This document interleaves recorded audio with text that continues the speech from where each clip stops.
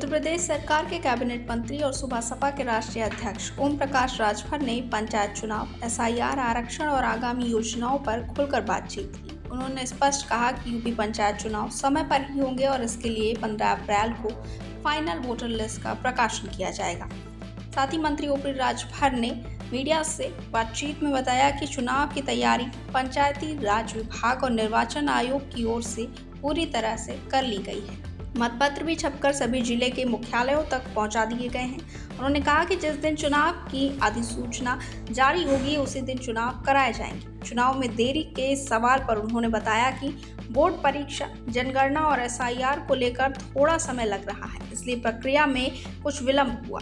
साथ ही एसआईआर को लेकर उन्होंने विपक्ष पर निशाना साधा है। राजभर ने कहा कि चुनाव आयोग पूरी पारदर्शिता के साथ काम कर रहा है और एसआईआर के जरिए केवल मृत मतदाताओं के नाम हटाए गए हैं। शिफ्ट किए गए वोटों को सही जगह पर लगाने का काम किया गया है, लेकिन विपक्ष इसे लेकर हंगामा कर रहा है।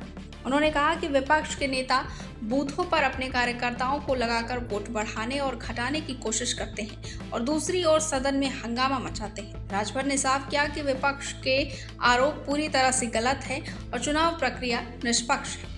ओपी राजभर ने जिला पंचायत अध्यक्ष और ब्लॉक प्रमुख के चुनाव को सीधे जनता से कराने की मांग पर भी अपना रुख स्पष्ट किया। उन्होंने कहा कि इस मांग को 2 बार केंद्र सरकार के सामने रखा जा चुका है। मुख्यमंत्री के स्तर पर भी प्रस्ताव तैयार कर केंद्र को भेजा गया है। उनका कहना है कि डायरेक्ट इलेक्शन से धनबल और बाहुबल की राजनीति खत्म होगी और जनता को जीत हासिल होगी। ये कदम लोकतंत्र और पंचायत व्यवस्था को और भी मजबूत बनाएगा। वहीं आरक्षण के मुद्दे पर भी ओपी राजभर ने अपनी राय दी और आर्थिक आधार पर आरक्षण का समर्थन किया। उन्होंने कहा कि अगर आरक्षण आर्थिक आधार पर होगा तो हर तबके के गरीब लोगों को इसका सीधा लाभ मिलेगा।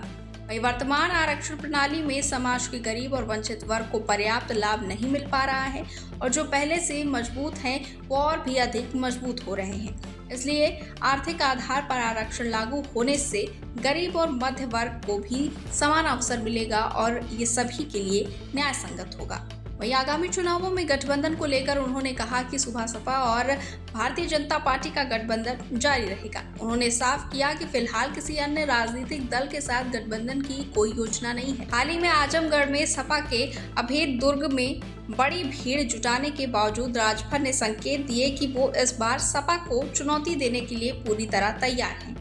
उन्होंने ये बताया कि उनकी पार्टी आगामी पंचायत चुनावों में पूरी सक्रियता के साथ भाग लेगी और संगठनात्मक रूप से मजबूत है। ओपी राजभर ने इस बातचीत में ये संकेत दिया है कि वो पार्टी और संगठन की मजबूती के लिए निरंतर काम कर रहे हैं और प्रदेश के लोगों के हितों की रक्षा में हमेशा सक्रिय रहेंगे। साथ ही पंचायत चुनाव समय पर होंगे। एसआईआर प्रक्रिया पूरी पारदर्शिता से पूरी हुई है।